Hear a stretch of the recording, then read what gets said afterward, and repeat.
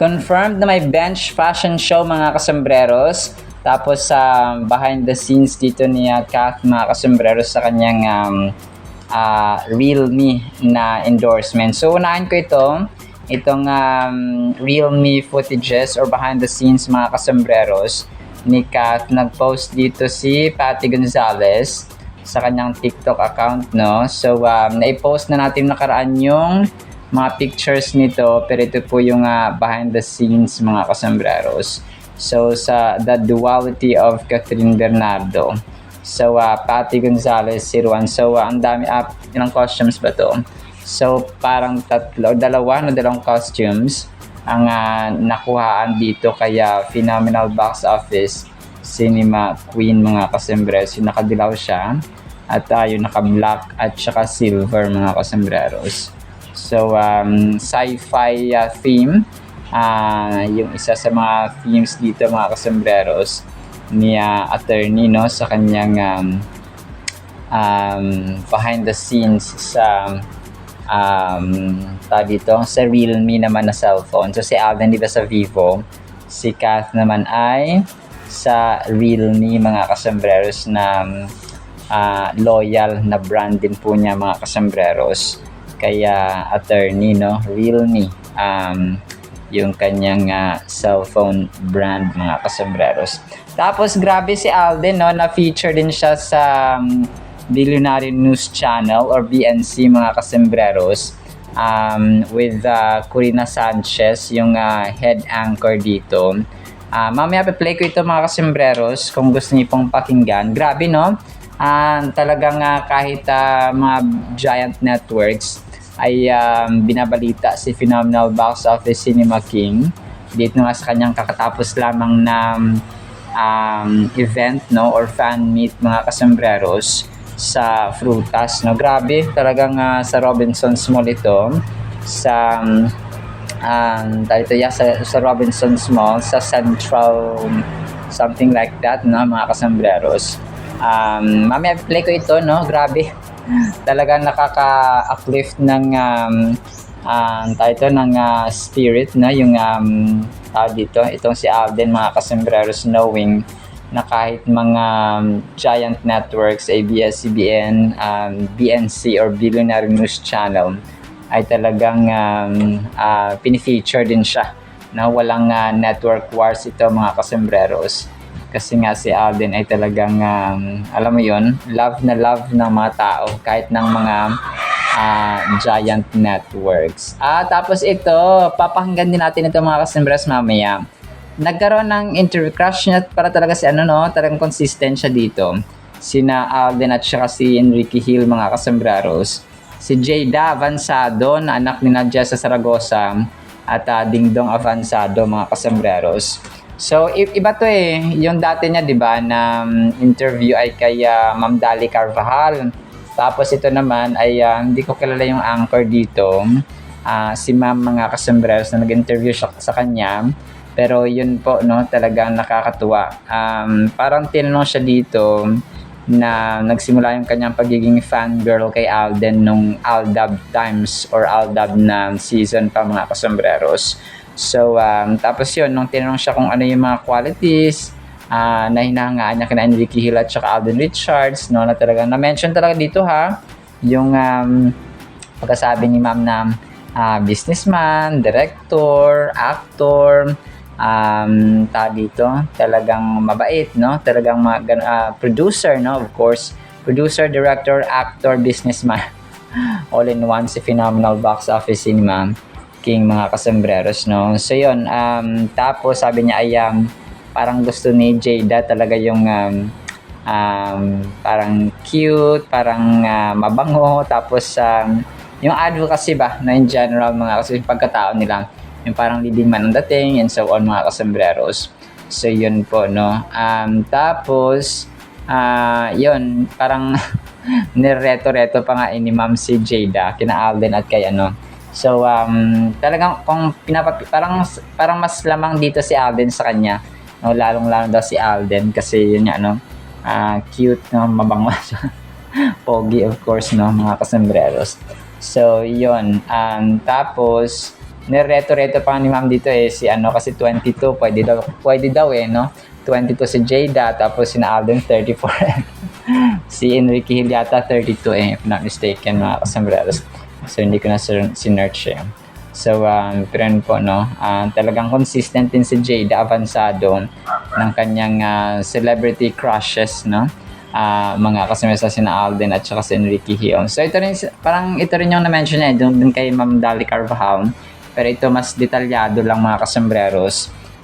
Yung information sabi niya na yun, talagang gusto niya parang pogi, mabango. Tapos yung views in life, no, yun siya mga customers kasi knowing Alden, of course, no, talagang advocacy, yung kanyang kindness, yung kanyang generosity, no, at saka yung kanyang pagiging humble, grounded mga kasambreros in spite of his fame and the wealth mga kasambreros. So yun po, no. Tapos ito si Alden spotted siya na may baby ito yata yung pumunta siya sa head office ng SM Prime. Head office SM Prime parang yung na-meet niya si Rida Reyes mga kasi flash ko kahapon. So ito yata yung karugtong niya na nagkita sila mga kasi hindi ko lang baka baby ito ni Rida Reyes mga kasambreros, no. Kung kaya ay parang ano siya dito, parang nagpa-picture lang sila na baby mga kasambreros. Parang ito yung outfit niya nung time na bumisita siya sa head office ng SM Prime. Baka magkakaroon nga sila ng reunion project or parang event mga kasambreros ng kapwa niya kapuso mga kasambreros na si Phenomenal Box Office Cinema King, no. Talagang nakakatuwa lang mga kasambreros. So pinahawak lang siya ng baby dito mga kasambreros and mga Kathinatics. Tapos ito, si Marco, mga kasambreros.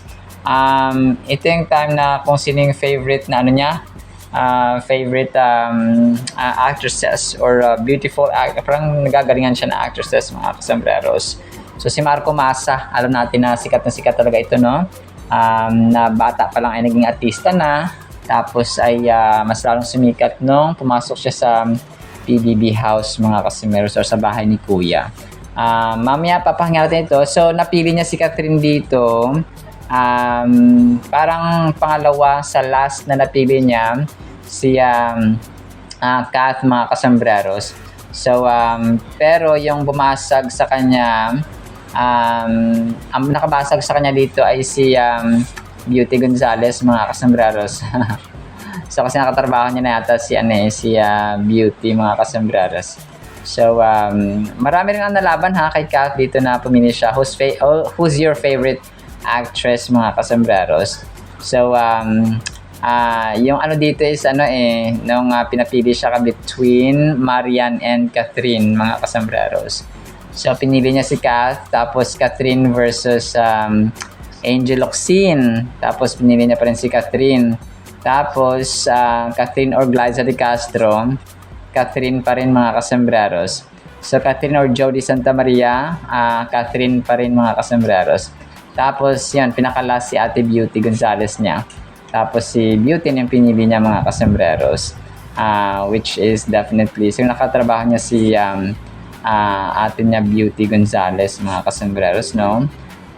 Na isa rin kapuso actress na lumipat si Beauty. Tapos ito, nagpapasalamat to kay Beautiful Vice. Pinost niya ulit 10 hours ago yung ating thumbnail from YouTube, no? OMG Kath and spotted sa airport. Kath, kinakaya si Mayor Mark. So yun siya, mga kasambreros yung ating items na ito. Tapos kasama ni Alden si Shane Ramiro sa baba ng kanyang thumbnail.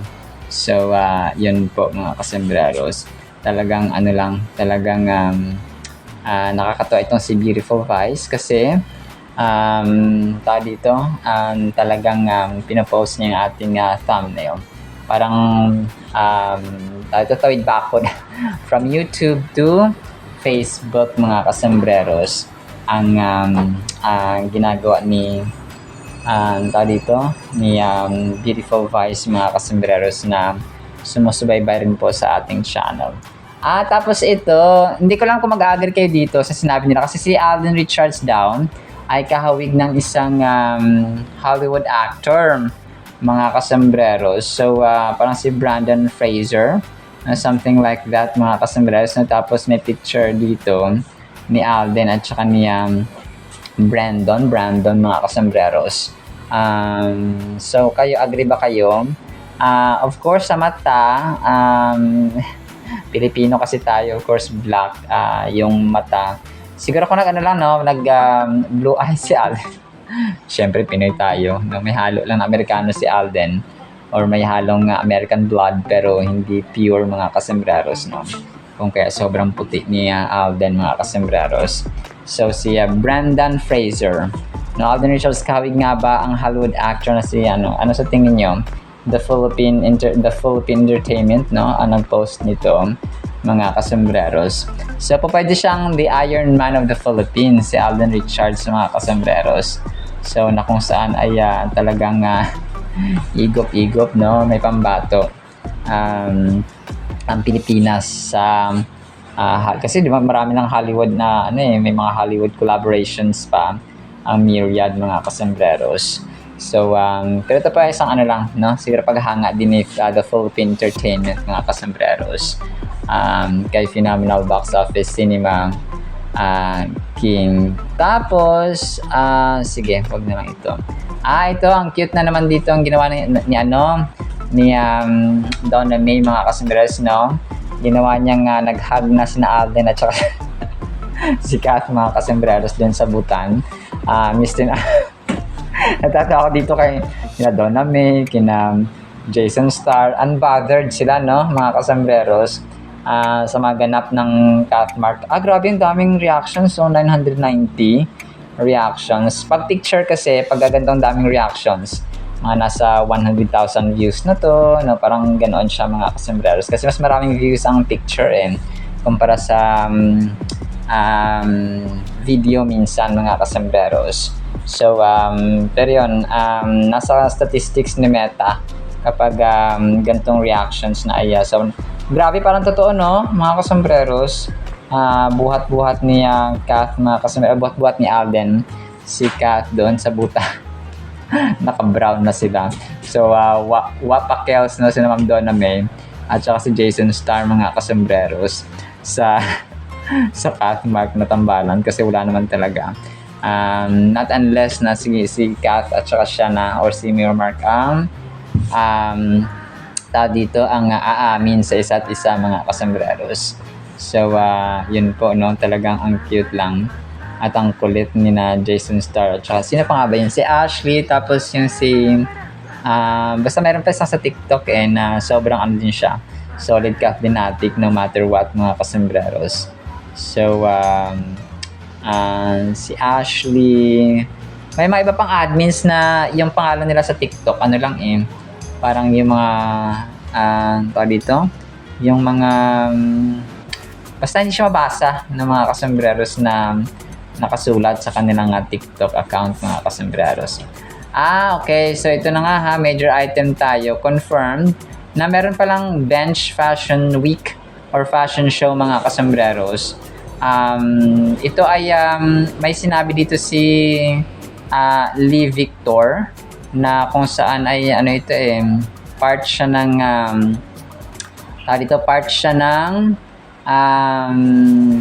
ng Bench Fashion Week or Fashion Show 2026, mga kasembreros. Tapos parang tinanong sila dito na kung sino yung parang inaabangan mong papasok or kasama sa fashion show. So, sabi niya dito ay si Ray Victoria, mga kasembreros. So, Bench Fashion Week Manila na mga kasembreros ay si Ray Victoria. So, parang si Ray Victoria kasi, di ba, yung nakasama niya sa PBB House, mga kasembreros, itong si Lee Victor. So, kung kaya So, pero ang ginawa yata nila dito, siya, parang parang may fashion week siya. Pero may siya, parang naka-assign lang na mga models, mga designers, mga kasembreros sa araw-araw, no? Parang ganoon siya mga kasombreros. Tapos dito ay yon, kasama sina Lee Victor and other models and artists mga kasombreros. Pero hindi lang confirm dito kung kasama sina Alden at saka si Kath, no? Sa Miss. Parang ginawa nila dito, hindi na siya isahang ano lang. Hindi siya isahang fashion show mga kasombreros. So naging fashion week na siya. So parang sa isang linggo ay may dito hindi naman silang isang linggo siguro, parang may nakatoka sila araw-araw na kayo yung kayo mag-ramp model, ganun. So pero yun nga, hindi tayo sure kung si Alden at saka si Kath ay kasama dito mga kasombreros, kasi nga ay fashion week siya, no? At saka dito parang hindi bultuhan, nakasama yung marami, pero abang tayo kasi anything can happen. At saka baka late na or baka pang pasabog, pang finale yung lahat ng mga artista or ng mga bench brand ambassadors ay magsasama sa isang event mga kasombreros. So abang-abang tayo, no, sa further announcements ng bench mga kasombreros. Tapos ito, 21 hours ago, last item natin ito, pinost sina Kath at saka si Maha mga kasombreros and their friends, no, sabi dito ni Ma'am Donna May Landicho. Pero hindi ko lang kung friends na ito, kasi parang crew sila ng isang restaurant, no, or food chain mga kasombreros. Itong kasama ni na Maha at saka ni Kath mga kasombreros. At saka medyo throwback photo na rin ito, no, itong pinost ni Ma'am Donna May mga kasombreros sa kina Maha at saka kay Kath nga mga kasombreros. So yon, so medyo throwback pa, kasi medyo iba pa yung mukha dito ni Kath or ni Kath at saka ni Maha Salvador mga kasombreros. So pero yun po, no, siguro kumain sila and then nagpa-picture ang mga crew or staff doon sa pinagkainan nila na restaurant mga kasombreros. Talagang sino ba nang hindi magpa-picture, na talagang grab the opportunity na habang andun pa si Phenomenal Box Office Cinema King at Phenomenal Box Office Cinema Queen Phenomenal Box Office Cinema Queen lang pala, at saka si Maha. Tapos ito, sige, ito lang last item natin, sorry. Yung GMA Sparkle Artist or Sparkle GMA Artist Center, pinost of course si Alden, no, 15 hours ago. Sweet, cool, and chill, Alden Richards joins Frutas.ph as its newest endorser, bringing the vibe to today's Frutas Summer Fest. So yun siya, tapos picture nga ni Soiti dun sa kaganapan niya sa Frutas event mga kasombreros. So grabe, no, kasi sobrang tagal ng Frutas na sa Pilipinas pala, and Filipino made kasi ito Tapos pinag-isipan nila siguro, no, yung marketing at saka kasikatan ni Alden na siya ang magiging brand ambassador. And of course, yung artista na hindi maarte, no, kasi may mga brand endorser na about kibo na ba, about galaw nila ay talagang may bayad and so on. Pero si Alden ay go, no, kahit anong pagawa mo, kahit minsan ay wala nang bayad yung ibang mga ginagawa niya for the brand itself, ay okay lang, no, ganun ka-generous. Kasi nararamdaman naman ng mga yun, ng mga brands and company mga customers na ito maarte, ito mabait to, at saka magalang, at saka mapagbigay mga kasombreros. So yun. Okay, sige, sorry, pinakalasa talaga ito. Sorry po. Last na ito kasi ito related ito sa Elena 1944 mga kasombreros. So yun, nag-post din kasi si Naybara Lopez dahil nga parang sinasabi niya rin na hindi matutuloy yung Elena 1944. And yun, ginagalang pa rin ni Kath yung ABS-CBN kahit na hindi nila kaya mag-produce mga kasombreros. Parang naging yung tono ni doon is naging considerate, no, si Kath, at understanding. Naintindihan niya na wala pang gaanong budget ang ABS-CBN para mag-produce ng ganong kalaki na Elena 1944. Kasi parang kakalipat lang ng ABS-CBN sa kanilang bagong location So yun. Kung kaya, kung parang sa pamilya pa, sabay-sabay yung gastos.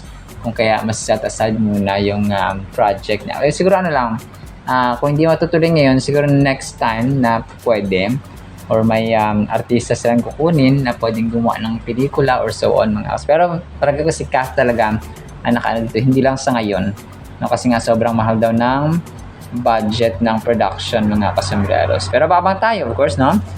That's the best thing that we can do from here. Kasi nga, may mga updates naman yan sila na sasabihin sa atin mga kasambreros or sa fans mga kasambreros. Alright, so yun naman po sa ating Kathleen items. I-play ko po itong mga videos na dapat niyo pong pakinggan mga kasambreros, no? Tapos ay pakinggan natin of course ang napakagandang salita po ng Panginoon. Isang pinagpalang araw po ha sa bawat isa. Tila nahanap na ng sikat na beverage brand na Frutas ang kanilang beat sa tag-init matapos ang grand reveal kay Alden Richards bilang newest endorser. Ang detalye sa agenda report ni Hannah T. Live nagulat mula Quezon City. Hannah? Corina, naghiyawan nga ang Aldenatics nang dumating ang sikat na Filipino actor na si Alden Richards as the newest endorser of Frutas. Nararapat lang daw siyang maging newest face of the said brand dahil sa pagiging authentic nito. Ayon yan kay Sean C., the Chief Marketing Officer of Frutas Holdings. We really wanted to someone who embodies what Frutas stands for. A brand that actually is very Filipino and at the same time someone who's very real, totoong-totoo sa lahat ng tao, and someone who's actually very much able to connect with people and very much able to connect with Filipinos. We really wanted to advocate that all our products are actually 100% made from real fruits, and it's freshly prepared every single day to ensure that every cup and every bottle that people or customers get are really, really fresh. To treat the Frutas family, they offered something different for today's event, including blender bikes kung saan maaaring gamitin ng publiko ang mga ito to make their own shakes. This is also their way of showing that Frutas is all about things healthy. Bukod pa riyan, Corina, the photo booth here is also a hit where family and friends can make memories. Corina, Frutas is best known for its mango shake as well as coconut juice. This summer, may bagong alok ang brand na panibagong flavors. Kabilang daw ang mango acai berry and strawberry acai, with which the public can get at only 119 pesos each.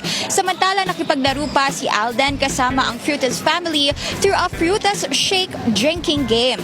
Laban na laban ang participants magpaunahang maubos ang mga drink while Alden is holding the cup. Frutas has been here for the longest time, more than 2 decades already, and parang growing up, Frutas has been there also. Nakikita ko na siya whenever I go to malls during the times na hindi pa ako artista, and it's just so nostalgic for me to be able to be an ambassador for a brand that has been here for the longest time. So we always buy bottles of Coco juice and we store it for consumption and family. So Coco juice kasi has a lot of benefits to it as well, and it has more nutrients rather than drinking just plain water. It also keeps you hydrated at the same time, but with more vitamins and minerals that you can get with it. So it's also part of our household and our, to maintain a healthier drink for my family as well. Participants were also able to do a titigan game with Richards at matapos niyan ibinahagi niya na ang pagiging active sa kanyang lifestyle kabilang ang cycling at working out. Even as event comes to an end, patuloy lang ang pagbisita ng publiko dito sa Frutas Summerfest. Back to you, Corina. Crushes, especially nung teenager ka? Growing up po, I would say, kung dito po sa local industry, and hanggang ngayon, ganun pa rin naman, si Enrique Hill, tsaka si Alden Richards po yun. Talaga? Opo. Oh, wow. Paano kung one day, naandyan si Enrique Hill o di kaya si Alden at mag-alok ng proyekto to work with them? Ay, oo naman po. I would love to work with them. And apart from them being, I mean, syempre, celebrity crushes ko po sila. Sobrang hangang-hanga Alam po. nila, hindi pa. Ngayon alam na nila. Ngayon, alam na nila. I think I've said before in previous interviews na crush ko po si Alright. Enrique. Alam niya na crush mo siya. Hindi naman po Hindi, ate. Pero ngayon po, feeling ko, malalaman. And si Alden naman po, I've met him before, lalo na nung time nung kasagsagan ng Aldab. Oo. As in, super naging fan po ako niya. And hanggang ngayon pa rin naman po, I'm super hangang-hanga po ako sa kanila. Para yung binata. Para yung single. Para yung available. O, di ba? Pwede na. You're 22, right? I'm 22. Ako din ang bubuyo. Ay, grabe siya. Anong qualities ni Enrique at saka ni Alden ang nagustuhan mo kaya mo sila crush? I think what they have in common is parang they're Bukod sa very... sobrang gwapo. I mean, ano po kasi, I would say, ang gusto po talaga yung sa lalaki, yung may pagka-cute, mabango tingnan, may pagka-boy next door in a way. I think lalo na po si Alden. I would say yun. Tapos yung, they're both very intelligent. I think those are qualities. I like a guy with substance, and both of them have that. They're both creative din po, which is what I like in a guy. I like someone who shares that creativity and passion, I would say. Sa pelikula naman po, I mean, Enrique Hill. At least consistent ka, di Ay, ba? consistent naman po Oo, ako. di ba? I would- Palagay ko, nagpo-produce na rin si Enrique ngayon. Say Si that. Alden. I would love to work with the two of them. And yung syempre, yung mga kasamahan ko sa Viva din, like the Viva Artist Agency roster, tsaka yung mga kasamahan ko sa Loki. I would love to do more projects with them if given the opportunity. At saka hindi posible ito mangyari eh. Because Alden himself, he has a contract with Viva. Oh, does Marami he? siyang joint projects with Viva. He also directs. He produces. He's also a singer. Yes. An actor, of course. And a businessman. Right, right. Di ba? Pinasok na rin ni Enrique ang pagpuproduce. Yes, yes, I Diba? heard about that. Kim Chu or Ma? Kim Chu. Kim Chu or Jeneline Mercado? Oh. Kim Chu. Kim Chu or Claudine Barreto? Oh. OG. Derico and Claudine. Claudine Barreto. Claudine or Bea Alonzo? Claudine Barreto. Claudine or Marian Rivera? Marian Rivera. Marian or Lovie Poe?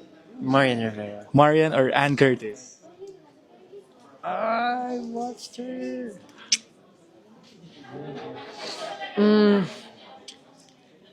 Marian Rivera. Marian Rivera or Bella Padilla? Marian Rivera. Marian Rivera or Tony Gonzaga? Marian Rivera. Marian Rivera or Barbie Forteza? Marian Rivera. Marian Rivera or Catherine Bernardo? Catherine Bernardo.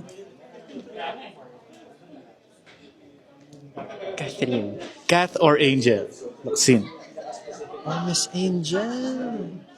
OG Darna. OG Darna. Mahirap pa. Catherine Bernardo. Catherine or Nadine Lustre? Catherine. Catherine or Glyza De Castro? Oh. Wait lang, minaantay akong pa. Wala. wala. Catherine Bernardo. Catherine or Jody Santa Maria? Oh, kanina Miss Jody. Catherine. Catherine or Beauty Gonzalez? Ate Beauty. Ate Beauty. Beauty or Judy Ann Santos? Ate Beauty. Why Beauty? I've worked with her and sobrang grabe ang galing ni Ate Beauty. Napahangat na talaga ako dun sa outside. And wala, I would really love to work with her again. Maybe.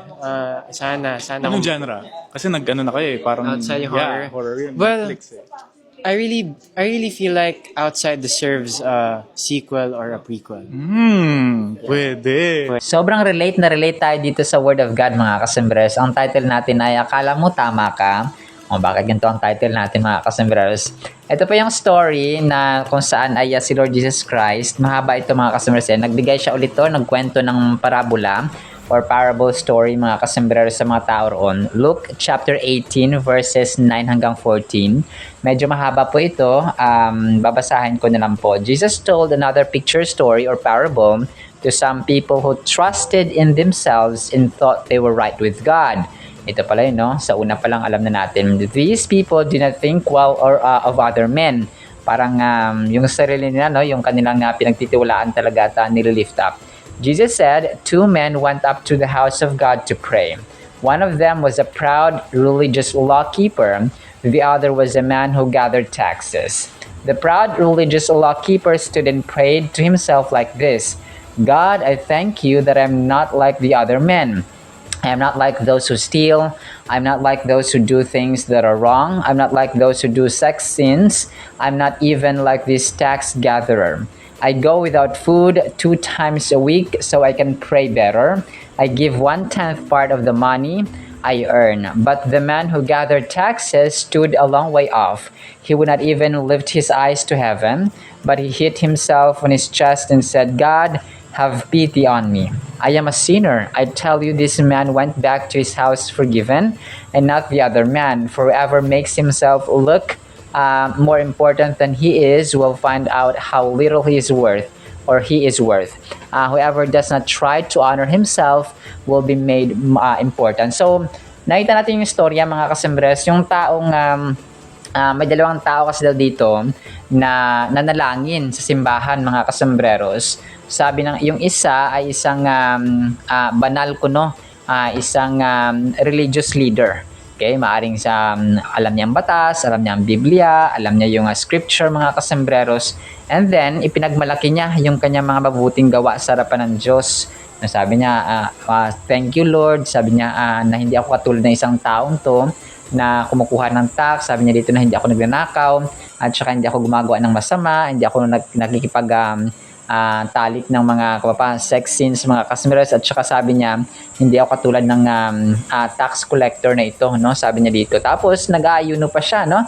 Nagpa-fasting pa daw siya 2 times a week. Tapos sabi niya ay para makapanalangin siya ng mas maigi sa Panginoon. Sabi niya ang kanyang ikapu or 1/10 ng kanyang pera o ng kanyang income ay binibigay din niya, mga kasembreros, no? Sabi niya dito.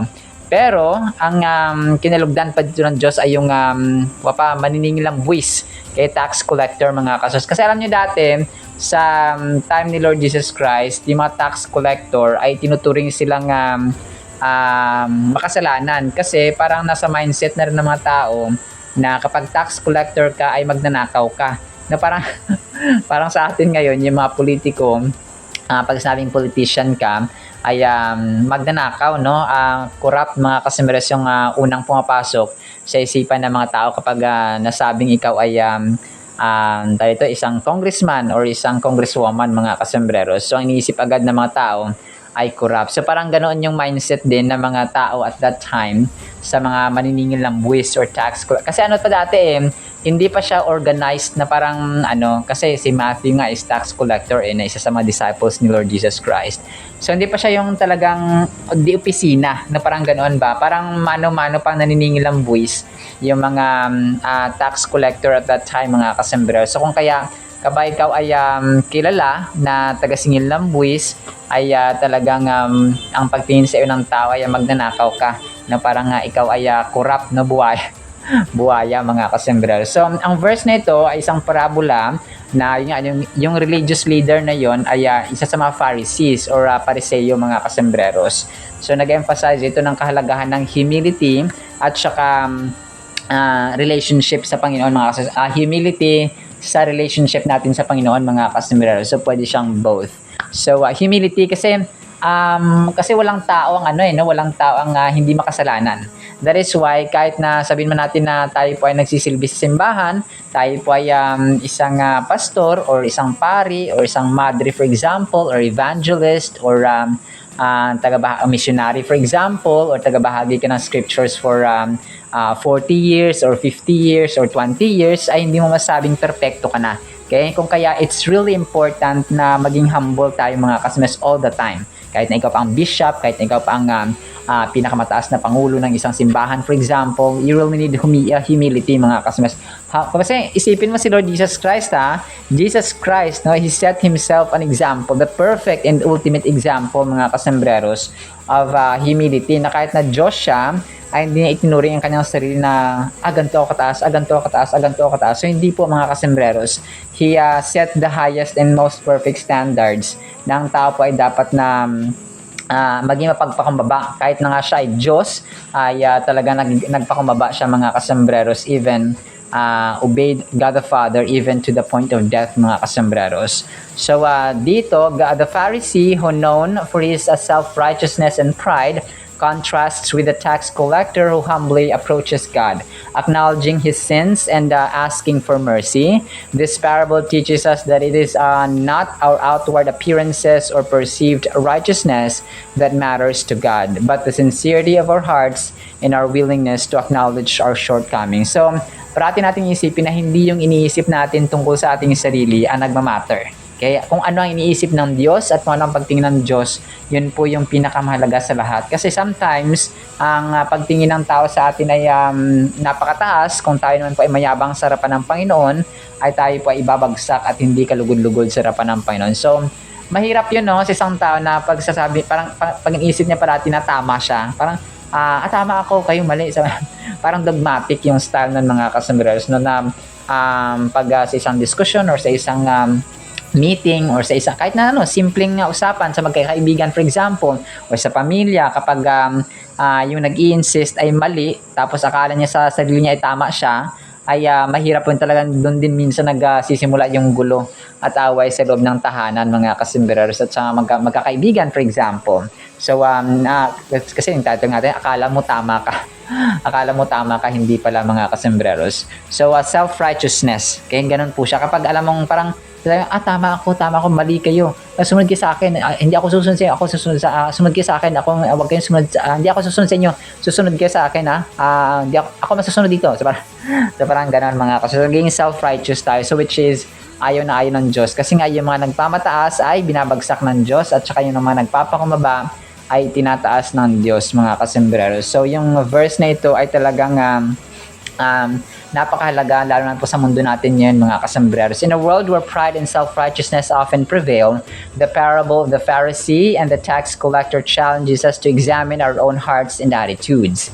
It prompts us to consider whether we approach God and others with humility and sincerity or with a sense of superiority and judgment. So, superior, no? Parati kang superior mga kasambreros na kunwari empleyado ka lang tapos para kang nag-act as manager or supervisor mga kasambreros, so mahirap yun. Parang nagmamagaling na parang ganoon siya parang nagmamagaling ka na wala ka namang igagaling. So mahirap yun, no? This reflection can lead to a deeper understanding of ourselves and a more authentic relationship with God. To illustrate the parable's message, consider two colleagues at work. One who boasts about their achievements and looks down on others, and another who works diligently, admits mistakes, and help others. So, parang sa isang kumpanya daw na may dalawang trabahante.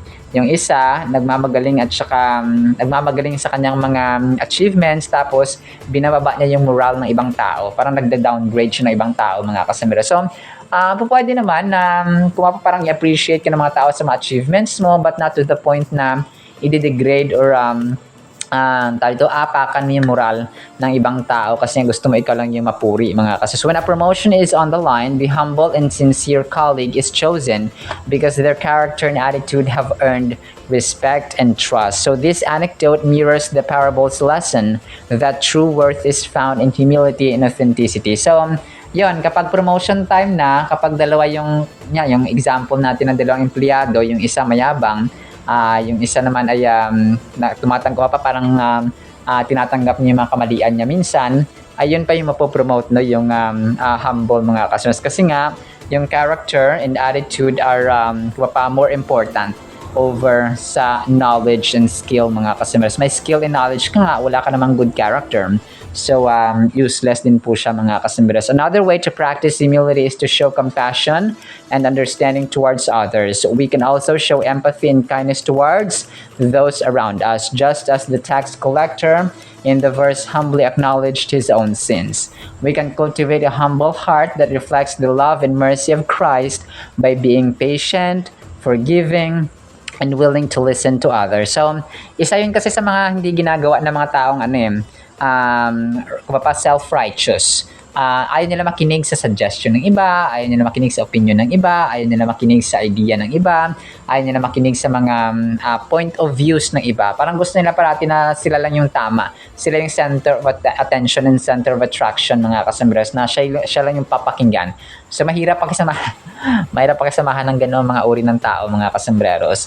We can practice humility in our daily lives by seeking to serve others rather than seeking recognition or praise for ourselves. So we demonstrate a willingness to follow Christ's example of selflessness and humility by putting the needs of others before our own desires. This can be done through acts of kindness, generosity, and compassion towards those in need, as well as through prayer and reflection on our own motives and intentions. So, ang ano kasi mahirap dyan kapag hindi natin napapractice so isa daw sa mga techniques dito or mga practices na dapat natin gawin sa araw-araw ay pumunta tayo sa mga parang i-practice natin yung kindness, okay? I-practice natin yung pagiging mapagbigay, pagiging maawain, pagiging matulungin, and so on, mga kasambreros, over doon nga sa pagiging self-righteous natin. Kasi kapag hindi natin nakita yung side na hindi ako perfecto, hindi ako, nagkakamali din ako. Kapag hindi natin nakikita ng side na yon, ay forever na lang siya, no, na ganun yung magiging attitude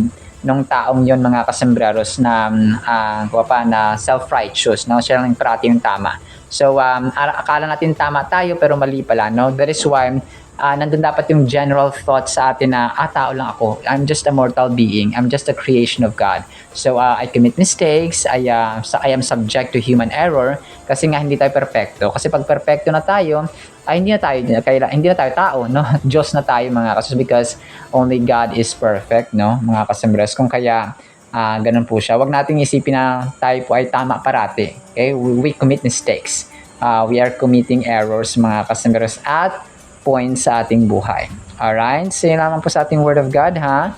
Apoy pagpalain po tayo ng pag-ibig, pananampalataya, pag-asa, at humility na pagpapakumbaba, mga kasambreros, by admitting our mistakes and failures and learn from them. In the mighty, holy, sweet, magnificent name of the Lord Jesus Christ, we pray, with the communion of the Holy Spirit of the living God.